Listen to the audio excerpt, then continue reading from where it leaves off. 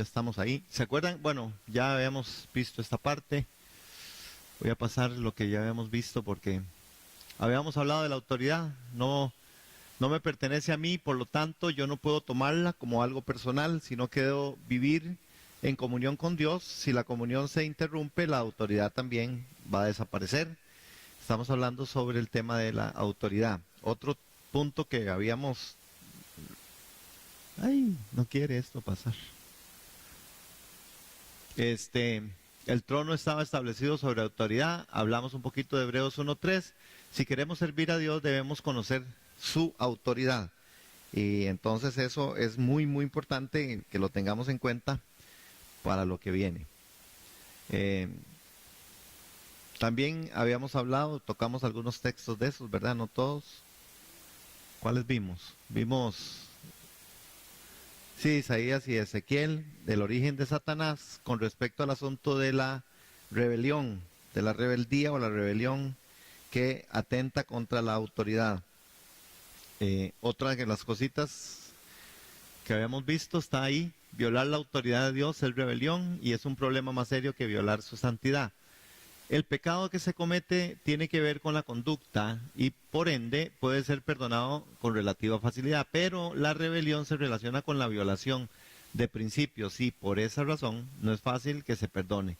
Satanás trata de levantar su trono sobre el de Dios y violar su autoridad. El principio satánico consiste en exaltarse a sí mismo. Y entonces sí hablamos de nosotros, personalizamos un poco, personificamos un poco y dijimos con respecto a nosotros, ¿verdad? ¿Qué es de nosotros? ¿Qué está pasando con nosotros? ¿Qué está pasando con nuestras vidas? ¿Qué está pasando con lo que nosotros somos como creyentes? Si de verdad hay algún tipo de principio que es el exaltarnos a nosotros mismos, que es lo que no debiera de ser. Hablamos también sobre Mateo 6, 9 al 13, ¿verdad? No nos metas en tentación, que la tentación alude a la obra de Satanás. También hallamos la frase, líbranos del mal, que se refiere a la propia Satanás. Luego el Señor añade, porque tuyo es el reino, el poder y la gloria por todos los siglos. Amén. Esta es la declaración más importante. El reino pertenece a Dios y también la autoridad y la gloria son suyas. Y quedamos en ¿verdad? ¿Cómo se conduce la autoridad delegada de Dios? La persona a la que Dios da su autoridad. Entonces tenemos dos textos que son los que vamos a empezar hoy trabajando, que está en Mateo capítulo 8, verso 9 y Juan 1:12.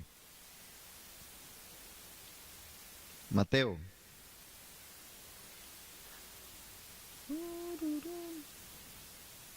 ¿Listos en Mateo 8?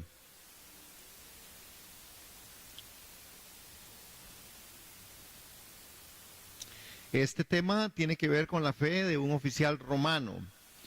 Es interesante en el contexto ver que la fe, ¿verdad?, está entrelazada aquí con el aspecto de la autoridad.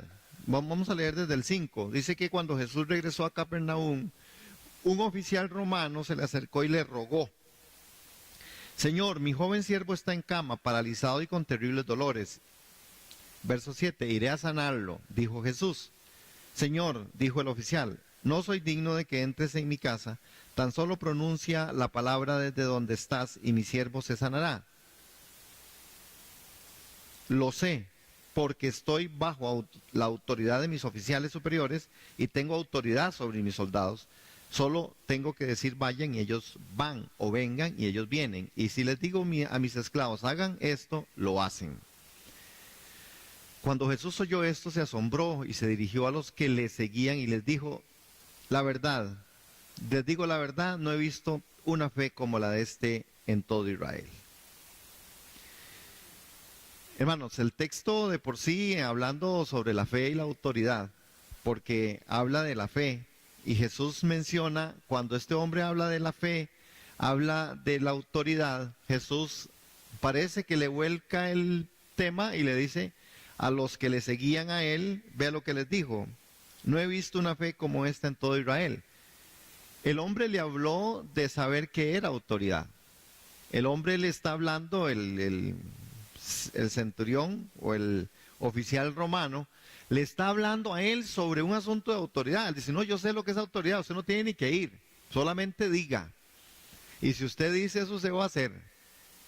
Y Jesús relaciona este punto con la fe. ¿Sí? ¿Qué?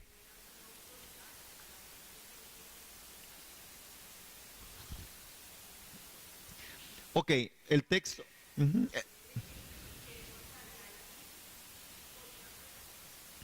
Sí, yo creo que el texto, y a mí me parece que uno pudiera sacar eso del contexto, pero el texto no nos da a nosotros lugar de creer o decir que este hombre era un hombre de fe. Era un hombre que conocía el aspecto de autoridad. Y él podía ver en Jesús un asunto que Jesús tenía mucha autoridad por todo lo que estaba haciendo y por la gente que lo seguía. Acordémonos que en el contexto romano, este episodio es un episodio en donde cuando Jesús está en medio de este lugar, en medio de este mundo, en medio de esta situación, había todo un aspecto en donde el ejército romano estaba gobernando, por supuesto, y tenían autoridad sobre, inclusive sobre los que no eran romanos, ¿verdad? Los judíos tenían un montón de cargas a las cuales tenían que asumir y cumplir, ¿verdad? Inclusive la segunda milla famosa que aparece ahí en un relato tenía que ver con eso. Si, por ejemplo, un soldado de rango oficial romano le decía a un judío que tenía que llevarle esa carga, estaban por ley que tendrían que hacerlo. Lo que pasa es que lo hacían una milla, esa era la ley. Ajá, lo que pasa es que esa fe no es la fe que del centurión sale, es la fe que Jesús le adjudica por el evento que se dio. Es decir, es como la mujer que lo toca a Jesús en el manto. No es que esta mujer inclusive vea que Jesús hace la relación y Jesús se admira y dice, es que alguien me tocó, ¿verdad? Pero la mujer, inclusive lo podemos ver ahí, cuando el pensamiento del texto dice, si tan solo toco el borde de su manto, seré sana. Sí, pero ¿dónde está? Es que otra vez, hermanos, y es interesante, porque aquí podemos ya empezar a hacer todo un trabajo del análisis, de interpretación. El punto de la mujer no es que tiene fe, el punto de la mujer es que necesita ser sanada. No porque yo necesite algo, es porque tengo mucha fe, es porque hay una necesidad imperante en mí. Lo que pasa es que Jesús, que es el que puede llamar las cosas que no son como si fueran, convierte aquellas cosas y les da el contenido apropiado. Jesús es el que le da el contenido y le dice a esa mujer, tu fe te ha sanado. Es decir, para establecer fuera un fetichismo, no es porque me toquen, no es porque van al templo, no es porque, ¿verdad? Hay un momento en esto. Igual el centurión le dice, no, el centurión habla de la autoridad que él le dice, no, yo sé que usted está en una autoridad superior. Si usted le dice, si usted dice que esa persona se sana. Posiblemente este centurión había visto o conocía o le habían hablado de Jesús con respecto a sanidad, porque específicamente va sobre eso, a buscarlo para que le sane al hombre. Sí, vi manos levantadas, ahora ya no sé quién. Sí, perdón. Sí, claro, es porque por ejemplo, hoy nosotros sabemos, hoy nosotros sabemos, los nacidos de nuevo, hijos de Dios, sabemos que a nosotros se nos dio una medida de fe. Pero esto es porque nosotros hoy estamos tomando y se nos ha adjudicado lo que es la obra de la cruz y todos los beneficios de la cruz, ¿verdad? Y toda la obra de Cristo se nos adjudicó y a nosotros se nos dio una medida de fe. Pero esto no era el punto para el pueblo judío. Jesús todavía no había muerto. Algunos creían, otros no creían. Cuando Jesús aún viene, no encuentra tampoco una disposición de un pueblo, encuentra un grupo de personas que él llama, que son los 12, y encuentra, dice el relato bíblico, un poco de mujeres que lo seguían y algunas otras personas que, ¿verdad?, creían en él. Pero una gran mayoría no, más bien para una gran mayoría era todo un cuestionamiento, ¿verdad? Aún para los que eran judíos que estaban administrando la parte del templo y el sacerdote y todos los que escribas, fariseos, para ellos Jesús era un maestro para algunos, para otros era el hijo de María, nada más y José. Para otros era un asunto de cuestionamiento. Entonces, la fe no era un punto, no es un punto ahí. Digamos, el judío tenía fe en Dios, pero recuerden que cuando Jesús viene en la forma que viene, ellos nunca lo esperaron de esa forma. ¿Por qué? Porque ellos habían entendido la profecía de una forma totalmente distinta, ¿verdad? O no la leyeron o no la interpretaron de una forma adecuada. Sí, igual como, no hemos cambiado mucho, ¿verdad? Nosotros seguimos pensando en que Dios nos va a libertar a nosotros de algunas cosas que nos están pasando. Y no es que no sea cierto, pero el propósito eterno de Dios es libertarnos de la esclavitud del pecado, del infierno del diablo, de nosotros mismos, para un reino eterno, ¿verdad? Entonces a veces entramos en conflictos cuando tenemos situaciones adversas y circunstancias difíciles y a veces no vemos como que Dios me sanó, como que Dios me ayudó en aquello, ¿verdad? Entonces esa parte empieza a chocar con nuestra mente, con nuestra forma, ¿verdad? Porque aunque Dios lo hace, aunque Dios sana, aunque Dios resuelve muchos de nuestros conflictos, gracias a Dios por eso, pero a veces no se da, y nosotros tenemos que entender el propósito general de esto. Entonces, en esto, vean cómo es que Jesús les dice pues, a los discípulos, bueno, lo habla con fe. Entonces, si nosotros tomamos este texto, hermanos, y lo queremos poner en nuestro contexto, tenemos entonces que entender autoridad también salido de la fe, ¿verdad? Y como Jesús lo apunta, ¿verdad? El asunto de la autoridad tiene que ver con fe. Yo tengo que creer y entenderlo así por la fe, que a nosotros como iglesia, como la iglesia del Señor, como los hijos de Dios, se nos ha dado una autoridad, se nos delegó una autoridad. ¿Cuál autoridad? La autoridad en la que la Escritura nos dice a nosotros, si ustedes son hijos, ¿verdad? Son herederos y coherederos juntamente con Cristo. Si ustedes son hijos, que es el texto que vamos a ver ahorita ahí en Juan capítulo 1, verso 12, ¿verdad? Con respecto a esta parte de los hijos, y poder ver nosotros que entonces como iglesia necesitamos asumir este rol, el rol de la autoridad dada. ¿A quién es entonces el que se le da la autoridad? Bueno, en primera instancia Jesús está hablando de la autoridad con respecto a aquellos que tienen fe aquí, ¿verdad? Al que tiene fe, aquel oficial que le está creyendo, ¿verdad? Que le dice, no, si usted lo dice, así se va a hacer, ¿verdad?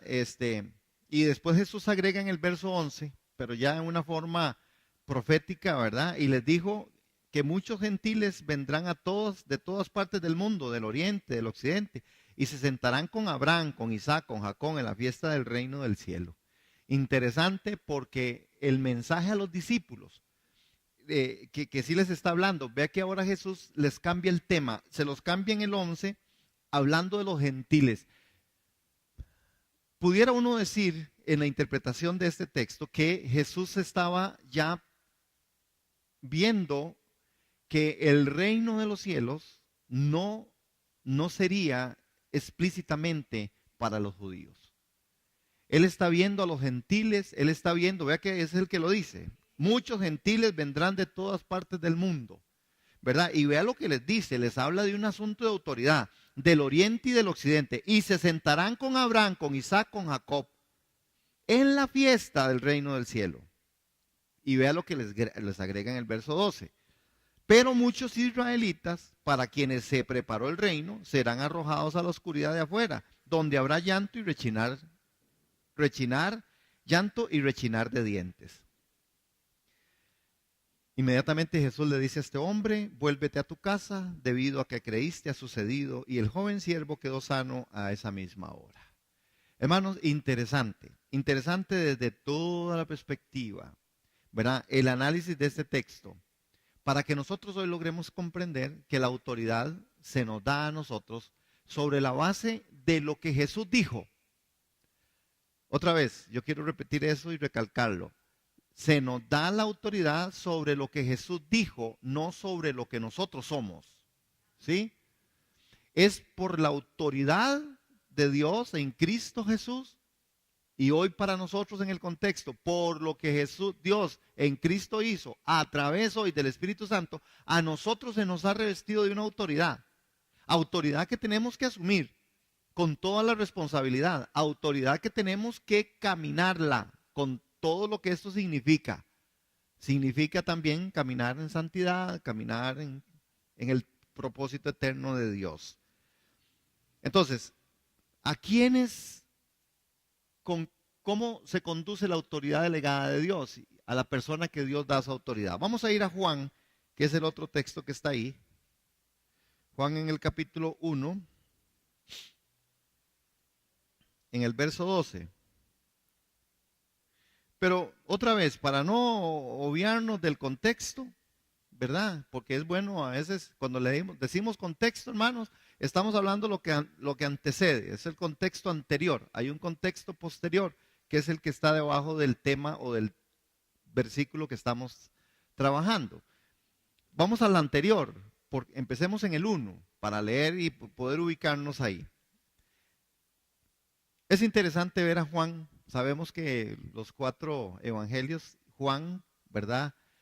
Tiene sus particularidades. Y empieza diciendo Juan, estoy en el 1:12, ¿verdad? En el principio la palabra ya existía y la palabra estaba con Dios y la palabra era Dios. El que es la palabra, el que es la palabra existía en el principio con Dios. Dios creó todas las cosas por medio de él y nada fue creado sin él. La palabra le dio vida a todo lo creado y su vida trajo luz a todos. La luz brilla en la oscuridad y la oscuridad jamás podrá apagarla. Dios envió a un hombre llamado Juan el Bautista para que contara acerca de la luz a fin de que todos creyeran por su testimonio. Juan no era la luz, era solo un testigo para hablar de la luz. Aquel que es la luz verdadera, quien da luz a todos, venía al mundo. Vino al mismo mundo que él había creado, pero el mundo no lo reconoció. Vino a los de su propio pueblo, hasta ellos lo rechazaron. Pero a todos los que creyeron en él y lo recibieron, les dio derecho a llegar a ser hijos de Dios. El posterior a este texto, el texto, ellos nacen de nuevo, no mediante un nacimiento físico como resultado de la pasión o la iniciativa humana, sino por medio de un nacimiento que proviene de Dios. Entonces la palabra se hizo hombre y vino a vivir entre nosotros, estaba lleno de fidelidad y amor inagotable, y hemos visto su gloria, la gloria del único Hijo del Padre. La gloria del único Hijo del Padre. Quiero que pensemos ahora en hijos, porque ese texto posterior acaba diciendo el único Hijo del Padre. Hermanos, ahora sí, tenemos aquí también nosotros cuando hablamos sobre la persona a la que Dios da su autoridad, ahora no, sino que ahora en este texto de Juan dice que es de a los que creyeron en él y le recibió, les dio el derecho de llegar a ser hijos de hombre. Cuando hablamos de derecho, estamos hablando también de la particularidad de la autoridad. Se nos dio una autoridad, se nos dio un derecho. Cuando una persona es una autoridad es porque tiene un derecho sobre, qué sé yo, esa es la autoridad, es el tráfico. Él tiene derecho a un montón de cosas, a pararlo, a decirle que le dé la licencia, a pedirle los papeles del carro. Es decir, usted no le va a parar a cualquiera, o no cualquiera podría decirle, deme la licencia, ¿verdad? No, pero si hay un hombre que es un inspector de tránsito, usted lo para y él tiene derecho a pedirle a usted todo eso. Y derecho a hacer algunas otras cosas, ¿verdad? Ese es el derecho. ¿Por qué? Bueno, porque es una persona que está investido de una autoridad, ¿verdad? Reconocida físicamente en nosotros por ser una persona, un inspector de tránsito. Ahora, a los que creyeron en él les recibieron, les dio derecho a ser hijos de Dios. ¿Qué es lo que nosotros debiéramos de tener y decir con respecto a esto? A mí me gustaría empezar diciendo que los que lo recibieron, a los que creen en su nombre, que les da ese derecho de llegar a ser hijos de Dios, que estos no son los que han nacido solamente por un impulso humano, sino que es de la voluntad, o de la voluntad de ningún hombre, sino que su nacimiento fue de Dios, hermano. Este texto es, para mí, bueno, para mí la escritura toda es muy profunda, pero hay textos que a mí me llaman la atención. Este texto es un texto fuerte, ¿verdad? Profundo porque aquí han salido un montón de cosas, ¿verdad? Y lo primero que uno tendría que decir es que no todos rechazaron a Dios. en Cristo Jesús. Que cuando Jesús vino, no todos lo rechazaron. Algunos le recibieron, algunos le dieron una gran bienvenida. Y a esos les dio Jesús un derecho de llegar a ser hijos de Dios. Cuando uno piensa en esto, ve a los discípulos, y Jesús normalmente cuando habla con los discípulos, les hace un aparte. A los discípulos Jesús siempre los trató distinto, ¿verdad? Les decía, a ustedes les es dado conocer. Por ejemplo, hablando de la parábola, ¿verdad? Les decía, a ustedes son los que yo les voy a contar cómo es el tema, qué es lo, voy a explicarles la parábola, a ustedes, los discípulos. A ellos no, a ustedes. Aquí es donde se empieza a desarrollar algunas de las cosas que inclusive algunos se atribuyen, ¿verdad? Por ejemplo, los discípulos y algunos familiares de los discípulos, en aquel pasaje, ¿verdad? En donde yo digo, ese pasaje se podría predicar uno sobre el corazón de la madre, querer que su hijo esté en los mejores lugares. ¿Se acuerdan, verdad? Que la mamá de aquellos dos hombres llega y le dice, Señor, ¿usted por qué no me pone a estos dos chiquillos míos, ¿verdad? Uno a su derecha y otro a su izquierda, ahí como, ¿verdad? Y cuál pierde, ¿verdad? Y les dijo, bueno, ya ustedes saben que Jesús habló con respecto a eso, pero ese corazón de madre, ¿verdad? Entendía, y yo así lo puedo ver, entendía que es que si eran y andaban con Jesús, es porque tenían la posibilidad de estar muy cerca. Y la petición no era nada fuera del otro mundo, más bien de una mamá, como yo creo que las mamás son. Ese para mí es el corazón de las mamás. Las mamás son muy vacilonas. Las mamás normalmente, hey, para usar el adagio popular, ningún sopilote dice que los sopiloticos son, ¿verdad? ¿Verdad? Pero Jesús estaba ahí, pero Jesús siempre con los discípulos, podríamos decir, hizo un aparte, hermanos. Hizo un aparte. Y el aparte es porque a ellos les asumió y les dio autoridad. Porque para Jesús esos eran hijos. Esos son los que le recibieron. Para Jesús, los que estaban con él eran los que realmente le dieron la bienvenida. Es decir, no todos lo habían rechazado, pero igualmente para Jesús estaba muy claro quién era verdaderamente el que estaba con él y los que estaban con él. Tan así que él los apartó, tan así que él los llamó, tan así que él les advirtió y les enseñó algunas de las cosas y les dijo que esas cosas las iban a hacer ellos y que nadie más podría hacer lo que ellos iban a hacer. Inclusive les dio autoridad para echar fuera demonios en ese instante, ¿verdad? Y les dijo, inclusive les da toda otra cátedra ahí y les dice lo que ustedes aquí, le dice lo que ustedes aten aquí, ¿verdad? Una transmisión que después se da para la iglesia, cuando él habla con Pedro, ¿verdad? Y tú eres Pedro, sobre esta piedra edificaré mi iglesia y las puertas del Hades no van a prevalecer, ¿verdad? Es decir, que la parte de lo que Jesús realmente, a quien Jesús le da autoridad, son a los hijos. Yo recuerdo siempre un profesor ahí en ESEPA que siempre nos decía, que ahora que estoy revisando un material para lo que viene, ¿verdad? Y él siempre decía que él tuvo en algún momento algo pasó con una persona y esta persona llegó y, ¿verdad? Y llegaron a preguntarle por él, ¿verdad? Porque, como a pedirle una referencia, ¿verdad? Él era el profesor y esta persona estaba con él ahí y dice que un momento dado llegó esta persona y que le dijo y le preguntó, ¿verdad? Por cierto muchacho, que el muchacho había dicho de que él había recibido clases con él y que él era un discípulo, ¿verdad? Un discípulo del hombre este. Y, y este profesor le decía, ¿verdad? Que una cosa era que este muchacho asistiera a sus clases, pero, pero que no siempre, que no era uno de sus estudiantes, ¿verdad? Entonces siempre cuando él le contaba eso, yo pensaba, porque él siempre tenía, yo en 2 oportunidades que estuve con él, siempre él hablaba de eso. Ponía el ejemplo de esto, de que si alguien llegaba y le preguntaba a él, usted puede asistir a las clases, dice, pero no porque usted asiste a mis clases, usted es estudiante mío. Y él hacía una parte, y él decía, los estudiantes míos son aquellos que cuando yo doy la clase, cuando yo hago lo que tengo que hacer, dejo los trabajos, dejo las tareas, y yo veo en el caminar de estas personas una vivencia, ¿verdad? Dice, esos son mis estudiantes. Dice, los otros son asistentes a clase.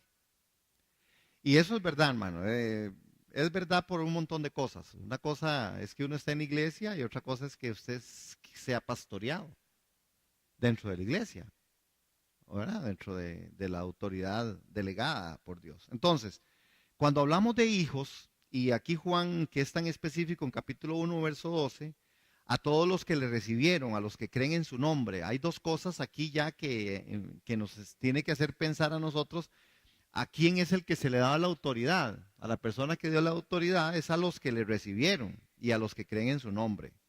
Hermanos, y hay una discusión amplia en esto y, ¿verdad? Yo siempre digo esto mismo, uno no lo va a definir en una clase, pero sí hay que recibirlo, ¿verdad? Yo sé que la salvación es de Dios y que Jesús vino, que nosotros no lo encontramos, que Él nos encontró a nosotros, pero una vez que me lo encuentro, yo debo recibirlo. Si yo no lo recibo, hermano, y lo recibo, aquí tiene una connotación, ¿verdad? Que si la pudiéramos abrir y discutir, ¿verdad? Sería, aparte que es rica, ¿verdad? Y Juan empieza a hablar de otra cosa. El Hijo no solamente lo recibe, otra vez, el Hijo cree en su nombre, hermanos. Este creer en su nombre implica todo otro montón de cosas, ¿verdad? Como cuáles cosas. Bueno, si yo creo en el nombre de alguien, yo entonces camino sobre esa enseñanza, sobre esa realidad, sobre esa verdad. Entonces, si Él me dice a mí que haga, yo voy y hago. Si Él me dice a mí que no haga, yo no lo hago, porque estoy creyendo. Los hijos así son. Y uno sabe que a nivel natural, hermanos, ¿verdad? Uno no puede obviar esto, ¿verdad? Que hay por lo menos 2 clases de hijos. Los que jamás hacen nada en provecho de su hogar y a lo largo de la juventud se apropian de todo en el hogar y ofrecen o no ofrecen nada ni dan nada a cambio. Son los hijos de derecho, ¿verdad? Los hijos que piensan que usted tiene que mantenerlos, darles y servirles y al final usted tendrá que seguir haciéndolo, ¿verdad? Y cuando se les trata de pedir algo, a veces, ¿verdad? Piensan de que no. Y hay muchos hijos ingratos. Al final algunos salen y se van de su casa o sencillamente aún viviendo en su casa, son hijos que dañan, maltratan y no hacen nada. Hacen todo lo contrario a lo que los papás hacen.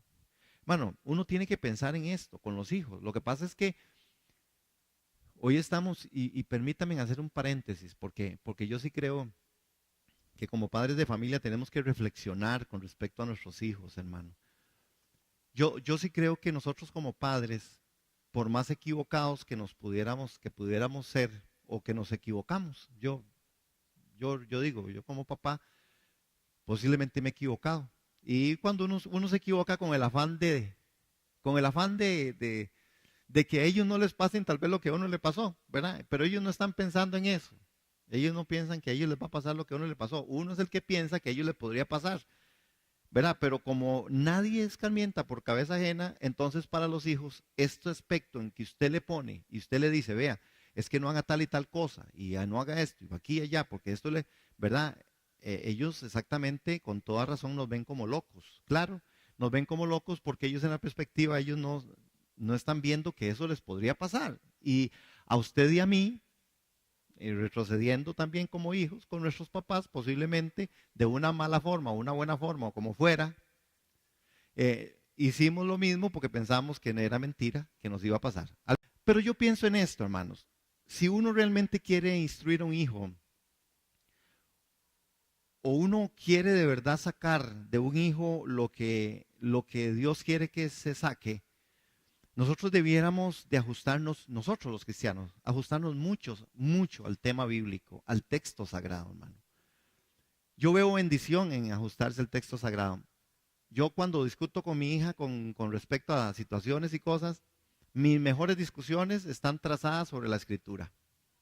Porque yo no solamente siento esa autoridad de la escritura, sino que eh, le dejo a ella la posibilidad y la oportunidad de que vaya al texto, de que ella lo pueda experimentar y que el texto sagrado tiene una gran condición, que es muy justo, es muy sabio el texto sagrado, hermano. Es muy sabio, ¿verdad? A veces cuando yo discuto fuera de la escritura, entonces casi siempre termino peleado. Porque es mi razón, es mi forma, aquí y allá. Entonces, ¿verdad? Y todas esas cosas que pasan. Pero un hijo realmente que respete su casa, un hijo que quiera ser hijo, es un hijo que hace todo lo que los papás hacen. Y ustedes me van a decir, pero entonces los hijos que no hacen eso, yo diría como dice el cuento, Rabito Conejo, ahí se lo dejo. Qué difícil. Porque yo sí creo que si un hijo ve el ejemplo en nosotros, el caminar, el compromiso, el servicio, el amor, ¿verdad? La estabilidad espiritual que yo pueda manejar y mantener. Y si un hijo no hace eso, que es como lo mínimo, es que no es un gran esfuerzo. Yo digo, no es un gran esfuerzo, no es un gran esfuerzo, por ejemplo, eh, que alguien tenga un comportamiento donde si a mí mi hija no me oye diciendo malas palabras, entonces el que yo le diga y le pueda decir a ella que siga mi ejemplo, yo no le veo que sea como algo, sí me voy a entender, como algo que tiene que hacer un esfuerzo enorme tan terrible y que si no se muere, ¿verdad? Es que hay otras cosas que sí, por ejemplo, digamos que tienen que ver más con emociones o sentimientos, ¿verdad? Por ejemplo, no tengas un novio, no tengas una novia, ¿verdad? Que ya son, no, pero hablo de la conducta, hablo de la parte moral del cristiano, hablo de un hijo que quiere seguir los pasos de su padre, estar en iglesia, confiar en Dios, orar, venir, hacer la voluntad de Él. Es decir, que son cosas que no son gravosas, es decir, no son gravosas. Y aquí pudiéramos entrar en toda una discusión, pero quise hacer ese paréntesis, ¿por qué, hermano? Porque nosotros tenemos que, la única forma de poder entender nosotros la relación de hijos con Dios es desde la parte natural. Y ustedes y yo sabemos que como hijos, que nosotros también fuimos hijos, ustedes saben que como hijos hicimos trastadas. Hoy ya en estas edades podríamos decir, puñes, de verdad que sí le di una mala forma a mi tata. O podríamos decir, es que mi tata de verdad sí se salvajeó conmigo, al final no me, ¿verdad? Porque hay papás que han sido así, hermanos, es verdad. Pero que hoy nosotros podemos entender en esa diferencia, cualquiera que sea, ya sea que haya sido un papá golpeador o maltratador, o un papá muy bueno y que yo me comporté mal o me comporté bien o me comporté mal con el otro papá grosero, pero que hoy tenemos nosotros la razón, el razonamiento de poder decir, pero Dios no es así. Es decir, con Dios, Dios no es así. Dios no nos está garroteando ni nos está mal. No, Dios nos da toda esa esperanza, esa apertura de que de verdad como hijos podamos hacer grandes diferencias. Ahí es donde yo digo que las clases de hijos nosotros tenemos que empezar a ver, ¿verdad? Hay hijos que siempre son conscientes de lo que sus padres han hecho y hacen por ellos y que aprovechan todas las oportunidades que se presentan para demostrar el agradecimiento y para tratar de ser la clase de hijos realmente hijos de sus padres. Hermano, esa es una conciencia que hay que hacer en el hogar. Y cuando nosotros nos podamos enfocar con respecto a Dios como Padre, porque Él está diciendo aquí, al que realmente se le da autoridad es a los que lo han recibido y los que creen. Entonces, si yo puedo tener esa relación con Dios, porque yo he creído, hermano, yo tengo un comportamiento totalmente distinto. Y a nuestros hijos yo creo que tenemos que enseñarle ahí. Ahora, para no salirnos del texto, ¿verdad? Lo que sucede entre nosotros y Dios es que nosotros a veces, si no podemos entrar en relación con Él por nuestra voluntad o méritos, no lo logramos porque somos seres humanos y Él es Dios. Hermanos, solo puede ser cuando Dios en su gracia, que no podemos merecer de ninguna manera, ¿verdad?, condescendiente, abre el camino. Pero hoy ese camino está abierto, ¿verdad?, de una relación de hijo y padre. Esa relación se abrió en Cristo. Nosotros estábamos muy largos, hermanos, muy lejos. No teníamos posibilidad. Pero cuando Jesús viene y la gracia de Dios aparece, hoy tenemos la oportunidad de ser llamados hijos de Dios. Ay, hermanos, y cuando somos llamados hijos de Dios, nosotros entonces nos revestimos de esa autoridad. Entonces, ¿a quién es el que se le da la autoridad? A los que creen, ¿verdad? Y no solo creen, a los que le reciben. Hermanos, piensen en la palabra recibir. Recibir, ¿verdad? ¿Verdad? Que a veces dentro de el bagaje religioso a veces se ha mal usado. Recíbelo, ¿verdad? No, recibir. ¿Qué es recibir? ¿Verdad? Hoy usted pudiera recibir, y yo también, que nosotros somos hijos de Dios. Si nosotros estamos reuniendo algunos requisitos. Hermano, piensa en sus hijos. Sus hijos son sus hijos. Ellos se han recibido a usted como papá. Yo siempre pienso, bueno, yo pienso en eso, ¿verdad? Porque siempre el ser hijo, tiene que ver con que yo de verdad quiera hacerlo. Porque, por ejemplo, en el caso de Dios, Dios no se puede negar a ser Dios, porque Él es Dios. Él es Padre. Pero muchas veces los hijos no. Y fue lo que en el texto pasado vimos. A los suyos vino, ellos no le recibieron, mas a los que le recibieron. Por eso esa frase, a los que le recibieron. Hermanos, nosotros recibimos a Dios, hemos recibido a Dios como Padre, hemos recibido a Cristo como el Hijo Redentor y hemos recibido el Espíritu Santo como las arras, como el que nos va a conducir por la santidad y el temor a Dios. Si nosotros lo hemos recibido, tenemos que creerlo. Si le recibimos y le creemos, estamos y somos personas de autoridad. Amén. Así. Tiene que ver con que la recibo y la creo. Y si yo hago esas dos conjunciones, yo la camino. Es porque uno muchas veces no camina la palabra porque usted no la recibe. Usted no la cree. Y si no la recibe, por supuesto no la cree. ¿Qué es recibir? Porque tal vez podemos entrar un poquito en el tema de recibir. ¿Qué es recibir? Bueno, recibir es un asunto de una dádiva, es de un regalo, de algo que yo no merezco, ¿verdad? Es que yo le dé a usted algo y usted esté presto a aceptar aquello que yo le estoy dando.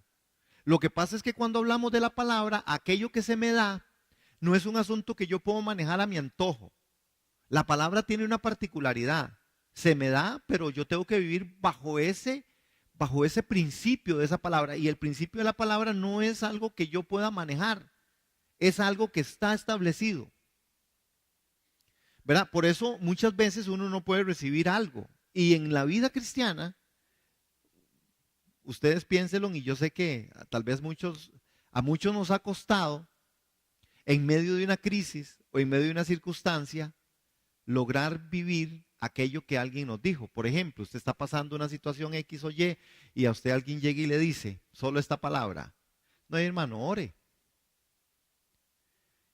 Y usted dice, usted lo menos que quiere es orar. Es decir, usted no recibe esa palabra, hermano. No la recibe porque en medio de la circunstancia, en medio de la crisis que estamos viviendo, lo menos que usted quiere es que le digan que ore. Tal vez usted lo que quiere es que le digan, tome, aquí está la respuesta, esta es la solución a su caso, tenga, vaya para allá.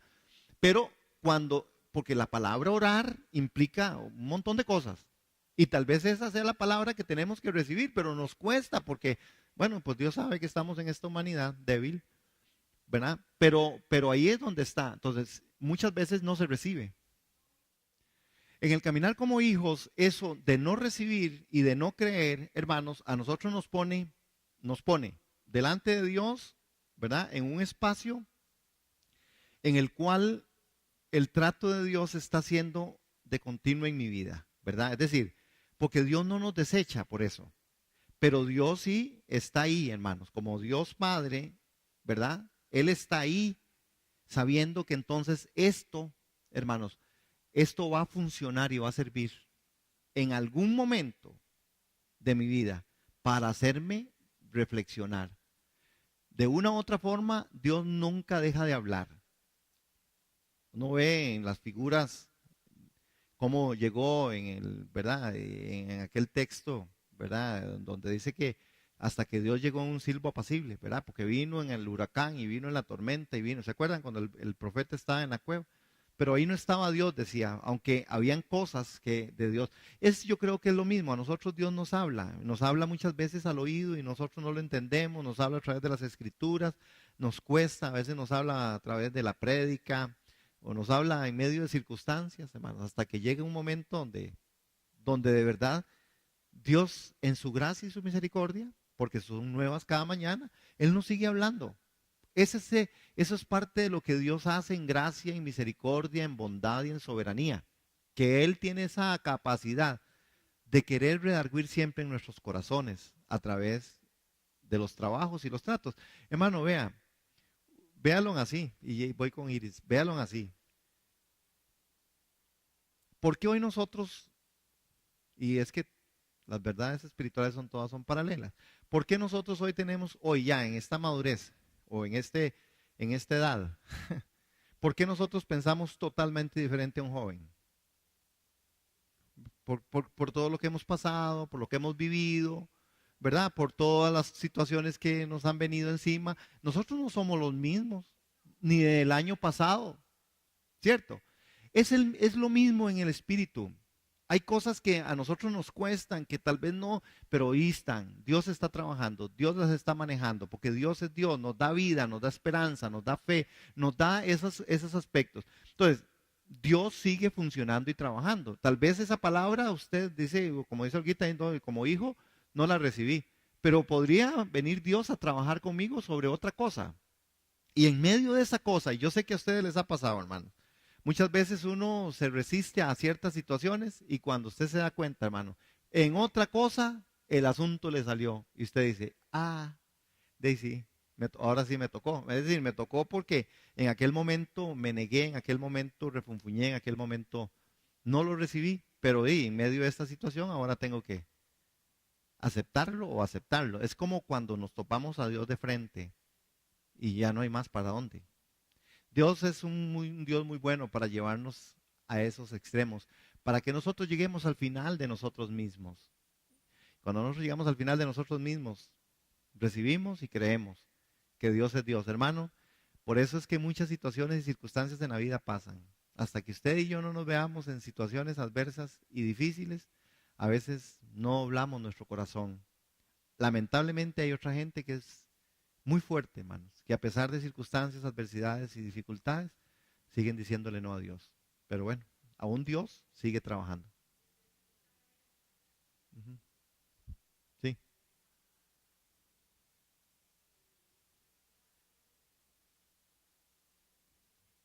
sí, claro, claro. Esa es una actitud de rebelión total y completa, ¿verdad? Ok, veamos en esta filmina.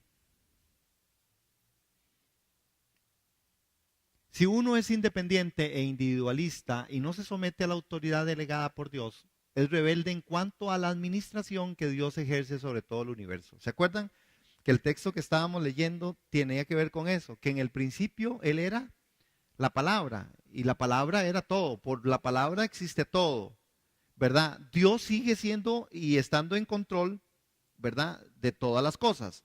Los hijos de Dios deben aprender a conocer la autoridad y averiguar a quién deben someterse, ¿verdad? A donde quiera que uno vaya, lo primero que uno debe preguntar es quién es la autoridad. Cuando uno hace eso, uno se salva de un poco de cosas en la vida, ¿verdad? Cuando nosotros no caminamos o no nos sometemos a la autoridad delegada por Dios, ¿verdad? Nos volvemos personas rebeldes y en la rebeldía, bueno, vea, eso es lo más ingrato de la vida. Y yo le digo que es ingrato porque, otra vez, uno sigue parámetros en cosas y ve cosas de la vida diaria. ¿Cuántas veces un hijo no te hace caso como papá, pero le hace caso al amigo? que no es más que de su misma edad. ¿Verdad que sí? O a otra persona que no tiene nada que ver. Entonces uno dice, ¿qué cosa? ¿Ah? Porque no es que la otra persona le está diciendo algo distinto a lo que usted como papá tal vez o mamá le pudo decir. Sencillamente es, bueno, esos son ejercicios de rebelión y de rebeldía. Están rebeldes contra aquello que es autoridad, porque no están de acuerdo. Porque mi tata está muy malo, muy roco, mi mamá está en nada, etcétera. Pero lo mismo que otra persona le puede decir que usted le dijo, es lo mismo que pasa en medio de todo, ¿verdad? Por ejemplo, digamos, uno oye a los papás hablando de los niños en su casa y los niños en el kinder y es como que estuviéramos hablando de dos cosas distintas, como que si fuera otra persona, ¿es verdad? Y uno dice, ¿qué es eso? Bueno, hermanos, este principio de rebeldía, de independencia, es rebeldía contra la administración que Dios ejerce sobre el mundo. Porque si nosotros fuéramos conscientes de que Dios ve todo, de que Dios todo lo sabe, de que Dios está en medio de nosotros, de que Dios es el que no se le pasa nada, porque dice que no va a caer ni una hoja, ni un pelo, ¿por qué es entonces que a nosotros nos cuesta tanto? A nosotros nos cuesta someternos a las autoridades establecidas, hermano. Ya sea el semáforo, el inspector o quien sea, nos cuesta. Normalmente siempre tenemos una respuesta, nosotros siempre, casi siempre tenemos un asunto en el cual respondemos a las autoridades. Porque vivimos en un país donde hoy, ¿verdad? Más que nunca está más revuelto eso. Y si ustedes quieren saber cuán revuelto está, vean los debates para que vean que es revuelto. Sea ingrato. Eso es un revoltijo, hermano. Esto solo Dios nos puede ayudar. Pero vea qué revuelto que está esto, hermano. ¿Cómo están nuestras familias? ¿Cómo está mi vida con respecto al respeto a las autoridades establecidas? Es porque si no, yo no puedo ejercer mi autoridad. Porque mi autoridad depende de que yo esté sometido a una autoridad. Si yo estoy bajo una autoridad, yo tengo esa autoridad. Por eso es que muchas veces en las discusiones familiares y en las discusiones en medio de las situaciones laborales y todo, hoy nosotros hemos hecho un gran daño creyendo que eso es un beneficio, ¿verdad?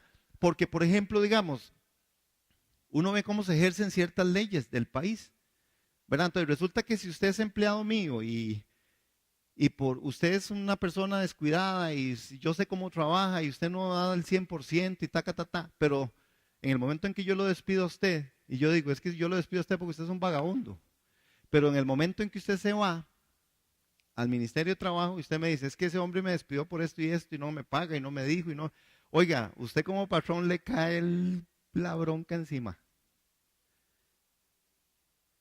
Y ¿por qué yo digo? Es una mala autoridad ejercida. ¿Por qué? Bueno, porque el patrón tendrá que hacer lo que esa autoridad diga. Aunque aquella persona, esta es la parte en la que nosotros muchas veces estamos mal. Es lo mismo en la casa. Resulta que es que entonces mamá dijo que no, o papá dijo que no, y mamá dijo que sí, entonces los hijos van con mamá. Porque mamá dijo que sí, y papá dijo que no. Hermano, hay una falta de autoridad porque las autoridades están mal repartidas. Por ejemplo, hablando de los hijos se acomodan mejor a donde les caliente el sol. Y nosotros como autoridad no debemos de permitir que nuestros hijos sobrepasen aquello. De ahí los acuerdos que en medio de los núcleos familiares debemos de tener, hermano. No está bien que un hijo esté haciendo algo inadecuado. Si se dice que mi casa, mi hogar, mi familia, somos conscientes y somos creyentes en Cristo Jesús, yo debo guardar las reglas de la santidad y el temor a Dios en medio de mi hogar, en medio de mi núcleo familiar. Ya si los hijos quieren hacer todo lo que quieren hacer, pues lo harán. Pero no lo van a hacer dentro de los principios que a mí me gobiernan, hermano. Si usted lo quiere hacer, lo hará afuera. Aquí no me lo hace.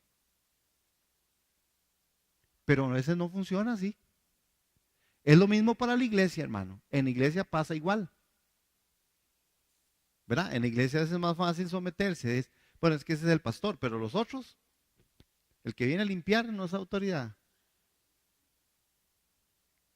La maestra, el diácono, el oficial, es decir, y entonces normalmente siempre andamos, me voy a entender, andamos buscando otro tipo de autoridades que son más convenientes para nosotros. Ahí es donde creamos el punto de la autoridad, que la autoridad legada por Dios, si yo no me someto a esto, entro en rebeldía. Y rebeldía es el principio de independencia de la soberanía de Dios. Hermano, ¿usted cree que está bien que usted le permita a un hijo, aunque no esté en medio de la iglesia, que él haga cosas que no son conforme a la palabra? No, usted tiene que decírselo. Tal vez usted no lo puede obligar, pero si usted no se lo dice, usted comparte con este chico lo mismo, hermano. Y yo creo que es tiempo de llamar a la exhortación con respecto a esta parte de la autoridad, ¿verdad? De poder nosotros ver que a nuestros hijos, que a las personas, no solo a nuestros hijos, hermanos. Yo soy de este criterio. Yo en algún momento, ahora ando menos en taxi, pero en algún momento con taxistas yo tuve mi problema porque decían algunas vulgaridades y yo los frenaba. Y yo les decía, no, no, no, no, no, usted no va a hablar así porque a mí no me parece que usted hable así. Esas yeguadas, esas burradas, esas cosas feas, y menos que le grite a alguien. Una vez que me tocó, le dije, ¿qué si fuera mi hija? Diciéndole por allá a la muchacha. Pero ¿cuántas veces en la casa se permiten otro poco de cosas, hermanos? Aló.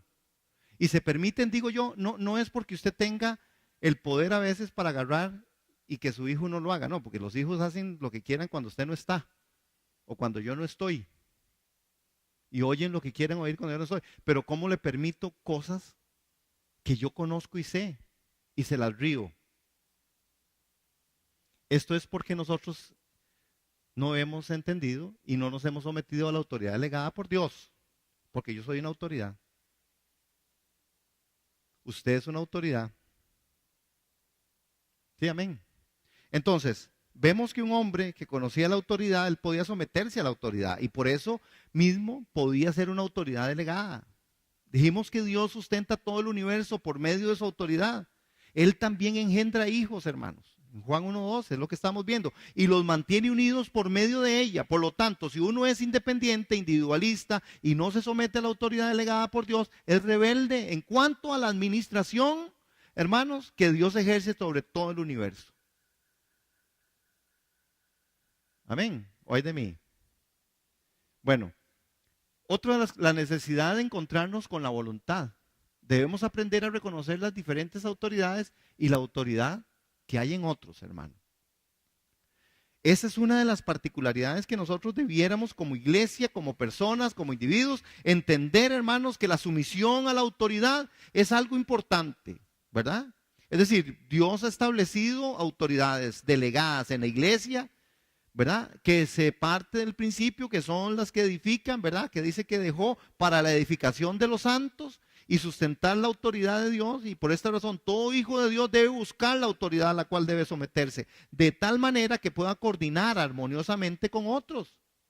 Hermanos, desafortunadamente muchas personas han fracasado en este aspecto. Muchas personas han fracasado en este aspecto. Y hay gente, hermanos, que igualmente piensan que la salida está por otro lado. Que la salida está, hermanos, y hay salidas que no son, que los cristianos practican, que es por falta de sometimiento a la autoridad. Hermano, porque no está bien que si uno está bajo una autoridad para ser autoridad, porque es muy fácil, hermanos, que a usted y a mí, a nosotros nos gusta que todos nos digan que sí, ¿verdad? Pero que si nos dicen que no, y cuando yo digo algo, también quiero que me digan que sí, pero casi siempre estoy diciendo que no. Esto es parte de la deficiencia que nosotros tenemos. Ahora, si conocemos el objeto de nuestra fe, no podremos creer, hermanos, si no conocemos el objeto de nuestro amor. Es decir, voy a repetir, si yo no conozco el objeto de mi fe, yo no puedo creer si no conozco el objeto de nuestro amor. No podremos amar. Si queremos en una persona, si queremos que una persona crea en algo, debemos primero mostrarle el objeto de su fe. Y si queremos que una persona ame a alguien, primero debemos presentarle a ese alguien. Es decir, nosotros como autoridad estamos para el servicio. Si yo le estoy sirviendo a usted, es porque yo estoy entendiendo que es autoridad. Y cuando yo le sirvo a usted, usted debiera de ser una persona inteligente y saber que yo le estoy sirviendo, que yo no lo estoy gobernando. Pero en lo que lo sirvo, le estoy sirviendo conforme a la regla de fe y de amor. Entonces, al final, si yo le sirvo a usted, yo no le puedo permitir que usted esté diciendo ciertas cosas o expresándose de cierta manera o haciendo lo que usted cree que tiene que hacer, porque el servicio que yo presto, por ejemplo, en el caso de la iglesia, es un servicio que está administrado a través de las escrituras. Entonces, sencillamente no es que yo quiero manipular cuando le digo, "Ey, levantémonos para adorar, o vamos a orar, o quién quiere que ore, o quién quiere que sea ministrado. O, pero hay gente rebelde en eso, hermano. Y entonces piensan que eso no está tan mal, porque al final, ¿qué importa? Mano, es que sí importa. Y sí importa porque al final usted, cuando va a ejercer la autoridad del servicio que usted tiene que ejercer en otro lado, mano, le pasa lo mismo. Entonces usted ve gente que dice usted, qué raro, es que no. Viven frustrados porque no le hace caso ni al perro. ¿Usted quiere saber cuánta autoridad tiene usted? Mídalo en esas formas, en esas cosas tan pequeñas. Los hijos hacen todo lo que les da la gana. Ah, no quiero ir a la iglesia, no va. No, no, es que no quiero. Es que, pero si quieren comida, pero si quieren plata, pero si quieren que los deje aquí, quieren que los vaya para allá. Ah, es que ya está muy grande. Sí, hermano, todo lo que usted quiera, perdón, todo lo que usted quiera. Y así nos pasa. Y yo no soy la excepción, ¿verdad? Que a mí mi hija me podría decir, no, no quiero ir a la iglesia y seguro no lo voy a amarrar y ni lo voy a traer, ¿verdad? Así no funciona. Pero yo tengo que entonces fijar parámetros. El punto está en si usted está fijando los parámetros para sus hijos con respecto a su vivencia de autoridad cristiana. Si tal vez usted no puede ir ni lo voy a agarrar y lo voy a amarrar y lo voy a traer, más si ya es un viejón de 20, 22, 24, 25. Pero sí tiene que entender el hijo o el que está bajo autoridad que las cosas no son así. Y entonces, si no quiere esto, tampoco quiero esto. Amén. Sí, sí me voy a entender. Así es como Jesús, así es como Dios funciona. No es un asunto de desquite. Si usted no se somete a usted a la autoridad de Dios y pídale a Dios todo lo que quiera, a ver cuánto Dios le va a dar. Así de fácil. Y Dios no es un látigo castigador, pero Dios es un Dios justo. ¿Por qué cree que entonces tantos textos dice, búsquenme y me encuentran? Pidan y yo les voy a dar. Pero pidan como conviene, no para, ¿verdad? Pero nuestros hijos a veces, hermanos, nosotros tratamos de gratificar la insolencia y la desobediencia. Y a veces con la iglesia, a las autoridades y los que estamos en el liderazgo nos pasa igual. Le queremos dar a la iglesia sin que la iglesia responda a lo mínimo de una sujeción básica, de un apoyo, de un querer estar, de un querer venir, de un querer estar en medio del tema de la vida de la iglesia. Por ejemplo, ¿cuántos entendemos servicio? A veces es como una obligación. Nunca el favor que Dios me está haciendo a mí de servirle. ¿Sí, hermana? Ok, que tenemos que conocer el objeto de lo que nosotros queremos y estamos haciendo. Es decir, si yo le estoy sirviendo a usted por fe y en amor, lo que yo estoy haciendo, yo lo estoy haciendo no para ser gratificado yo, sino para que Dios sea exaltado y para que yo ejerza mi servicio en autoridad. Es decir, yo no estoy para servirles a ustedes para que me aplaudan y para que me abracen. Estoy sirviéndoles a ustedes porque yo tengo de Dios un mandato y porque estoy bajo esa autoridad. Lo que Dios a mí me mandó a hacer es que yo les sirva como pastor en este caso. Yo estoy aquí para servir, para amarles, ¿verdad? No para que ustedes estén, no sé, tengan una concepción distinta de que, ok, como soy el pastor, no es porque soy el pastor que ustedes me respetan, es porque yo les sirvo y a la persona que sirve se respeta. Uno respeta a un salonero que le sirve. ¿sí? Yo como fui tanto tiempo salonero, yo nunca oí a alguien, ¿verdad? Bueno, no faltaba quien, pero ya era cuando estaba pasado de tragos, ¿verdad? Entonces los chiquitos a los borrachos a veces no se les hace caso. Pero normalmente la gente que usted le sirve y usted, vea que están así, hermanos. Ve el ejemplo de un salonero. Usted es la autoridad ahí. Tan así que usted la comida se la lleva después de la entrada. Y se la lleva en el momento adecuado y se la lleva cuando usted quiere y cuando usted llega. Claro, yo debo ser respetado porque yo le estoy sirviendo. Ahora, yo no manipulo y no puedo manipular eso en la autoridad del servicio. Yo no puedo hacer que usted me respete porque yo le sirva. Yo tengo que estar bien conceptualizado y bien centrado en la parte en donde yo sé para quién lo hago. Él me da la autoridad de servir. Cuando yo sirvo, ¿verdad? Si usted quiere me lo agradece o no me lo agradece. Pero yo no soy quien para poder decir ya no le sirvo porque usted no me agradeció. Es decir, ese no es el principio. El principio es que yo le sigo sirviendo. Los hijos ingratos, usted le sigue sirviendo, ¿cierto? ¿Verdad? Agradezcan o no. Pero por eso le digo, los parámetros tienen que ser, porque en el día en que yo quiera servirle a usted, Olguita, y usted no me lo agradezca y usted no quiera que yo le sirva, entonces yo me quedo fuera de toda responsabilidad delante de Dios, porque usted no quiere que le sirva. Es lo que aquí muchas veces hemos dicho. Muchas veces de yo quiero ser pastor, pero algunas gentes no quieren ser ovejas y ya yo no puedo obligar. Pero yo sigo en el servicio a través de esto. Esta es la parte de la autoridad que Dios nos ha regalado a nosotros. Y esa es parte de la bendición de Dios de que nosotros seamos autoridad. Ahora, debemos aprender a reconocer las diferentes autoridades y la autoridad que hay en otros. Hermanos, eso es muy importante. Somos hermanos. Nosotros no debiéramos hablar mal del hermano ni de la hermana, porque son autoridad. ¿Cuándo usted es autoridad? Hermano, imagínense la autoridad que ustedes tienen en este momento sobre mi vida. Que ustedes están aquí de una forma adecuada, prestando toda una atención. Eso es lo que les da autoridad para levantar la mano y poder decirme a mí, disculpe hermano, a mí no me parece o pienso que ese texto no está bien trazado. Hermano, yo no creo que eso sea así. O hermano, yo quiero agregar, me doy a entender, así es como funciona el tema. Y si nosotros viviéramos bajo esa armonía y bajo esa forma de autoridad, hermanos, muchas cosas de la iglesia serían más sencillas, hermano. Porque a veces nosotros no lo hacemos así. Lo hacemos entre el pasillo, lo hacemos entre el teléfono, y no me pareció, y no me gustó, y aquella hermana, y aquel hermano, y aquel otro, y lo que dijo aquel, y la que aquella, y la que el otro. Y hermano, la iglesia se vuelve un hervidero feo. ¿Sí? Sí, me voy a entender. El otro está sirviendo, pero se está quejando de lo que tiene que hacer. Y ella la otra supo, y entonces dijo, por eso yo no sirvo, ¿para qué? Y el otro dice, no, hombre, servir para como aquel hermano que está en esto todo el día, no, mejor no. Y así funciona, porque nosotros no entendemos el principio de autoridad y de sumisión. Otro punto, porque ya. 3 requisitos para ser una autoridad delegada.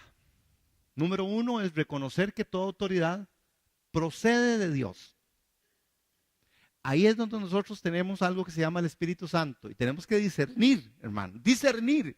Discernir tiene que ver y quiere decir que es que yo estoy conectado y el Espíritu Santo me está guiando a mí para sopesar, porque yo soy un estudiante de las Escrituras, porque yo soy una persona sometida también a las Escrituras y al Espíritu Santo de Dios, y entonces yo puedo discernir y reconocer la autoridad que procede de Dios, hermano. Porque si no, hermano, hay muchos que tienen un muy buen discurso y una muy buena hablada y al final manejan y manipulan a todo mundo, ¿verdad? Entonces, número 1 es eso. 2, aprender a negarnos a nosotros mismos, hermano. Es decir, si usted realmente es una autoridad delegada, usted tiene que aprender a negarse a usted mismo, hermano. Usted no es el dueño de la razón, ni toda la verdad está en usted. Y porque usted sea la persona que esté a cargo, liderando, o el pastor, o el que sea, en autoridad, no significa que usted no tenga que negarse a usted mismo. Porque habrá otras personas que no lo van a recibir y no le van a entender y no van a ver sumisión. Usted tiene que negarse a usted mismo. ¿Para qué? Por causa de aquel hermano débil. Bueno, hay muchas veces a mí me han pasado cosas en mi vida en esto. Y hay gente que me dice, pero ¿por qué? Usted se dejó. Y no, le digo, no, yo no me dejo. No me dejo porque tampoco soy tan manso. Estoy aprendiendo mansedumbre. Pero me puedo negar a mí mismo porque yo no me voy a ir encima de alguien sencillamente porque dijo algo y que con razón o sin razón, o una forma inadecuada o no adecuada, sencillamente mejor me niego a mí mismo, hermano. Si yo soy una autoridad delegada, yo digo, no siempre lo logro, pero normalmente lo logro, por la misericordia y la gracia de Dios. Amén. Entonces, una autoridad delegada tiene que ver que la necesidad de una comunión constante con Dios, hermano, esto es esencial. Si no hay una comunión con Dios constante, hermanos, es entrar con Dios y conocerlo y estar ahí en relación, hermano. No hay esta autoridad delegada, hermanos, este requisito es fundamental. Porque si no, a usted, ni a mí, ni a nadie le va a funcionar esto. Pruébelo en medio de sus hogares. Pruébelo en medio de sus casas. ¿Por qué es que a veces hay tanto pleito en medio de los matrimonios y en medio de la familia y de los hijos? Porque nosotros muchas veces no tenemos una comunión constante con Dios y entonces queremos resolver las cosas de la manera en que yo creo que tienen que resolverse. Mano, hay un montón de gente rebelde y esa rebeldía, hermano, nace exactamente porque no hay un sometimiento a Dios. Si alguien no se somete a Dios, olvídelo, no se va a someter a nadie en la vida. Por eso nosotros como hijos de Dios, como autoridades delegadas que somos, porque así somos, la escritura así es como nos dice, somos real sacerdocio, linaje escogido, somos nación santa, somos gente que Dios adquirió, que nos redimió, hermanos. Aquí no está todo mundo.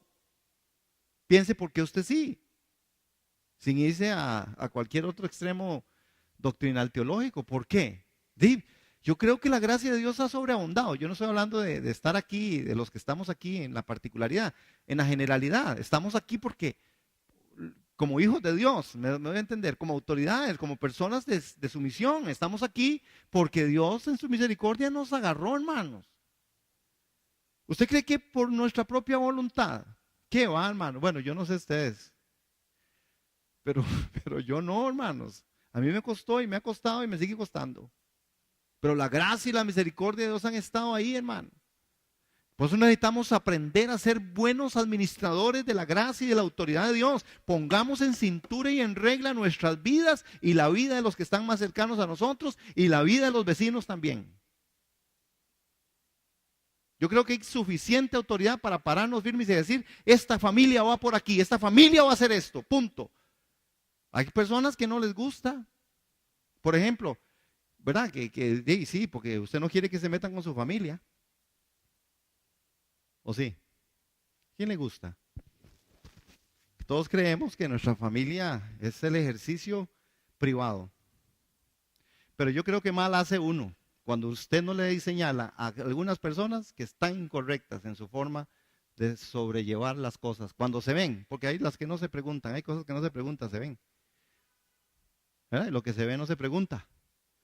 Usted no puede permitir que sus hijos se digan cristianos y hagan chanchadas. Hermanos, usted no le está haciendo un bien ni a su hijo, ni a usted, y a Dios menos.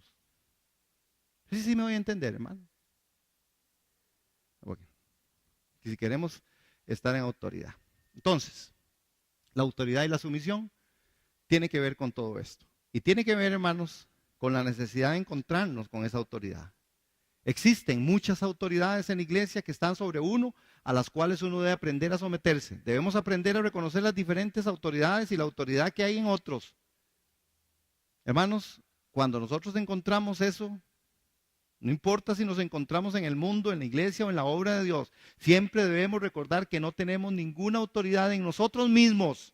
También debemos recordar que nadie en todo el universo tiene autoridad en sí mismo, pues esta procede de Dios. Hermanos, las autoridades que hoy vemos son hombres que ejercen la autoridad de Dios, pues no existen autoridades que se originen en el hombre. Si su función es hacer cumplir la ley, ellos aplican la ley como expresión de la autoridad de Dios. y no pueden establecer ninguna ley por su propia cuenta, hermanos.